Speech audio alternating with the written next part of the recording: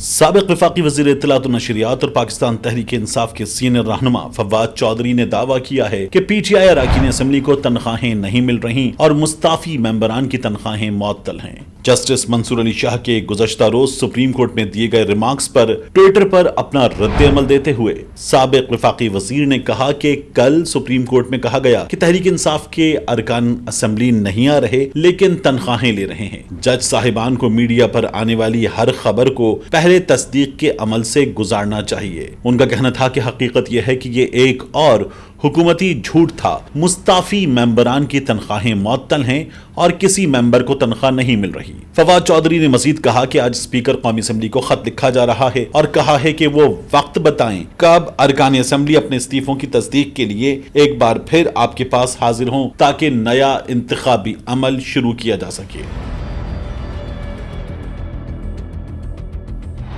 گزشتہ روز supreme court کے justice منصور علی شاہ نے قومی احتساب بیورو ترامیم کے خلاف عمران خان کی درخواست پر سماعت کے دوران سوال کیا تھا کہ تحریک انصاف کے لوگ قومی اسمبلی کے رکن ہیں یا نہیں۔ انہوں نے کہا تھا کہ پی ٹی آئی والے تنخواہ بھی لے رہے ہیں اور اسمبلی بھی نہیں جاتے، کسی حلقے کو غیر نمائندہ اور اسمبلی کو خالی نہیں چھوڑا جا سکتا۔ جسٹس منصور علی شاہ نے کہا کہ اگر اسپیکر کو 4 دن میں استعفے منظور کرنے کا حکم دیں تو کیا پی ٹی آئی تیار ہے؟ جسٹس منصور علی شاہ نے ریمارکس دیے کہ اسمبلی میں عوام اعتماد کر کے بھیجتے ہیں، اسمبلی تب ہی چھوڑی جا سکتی ہے جب رکن جسمانی طور پر جانے کے قابل نہ رہے۔ ارکان اسمبلی کو اپنی آواز ایوان میں اٹھانی چاہیے۔ ان کا کہنا تھا کہ یہ پی ٹی آئی کا جانبدار نقطہ نظر ہے کہ اسمبلی نامکمل ہے، زبانی باتیں نہ کریں، اسمبلی نہیں پسند تو سیٹیں بھی چھوڑ دیں۔ انہوں نے کہا کہ استعفوں کا سوال سیاسی نہیں آئینی ہے، استعفے منظور نہیں ہو رہے تو پاکستان تحریک انصاف عدالت سے رجوع کیوں نہیں کرتی؟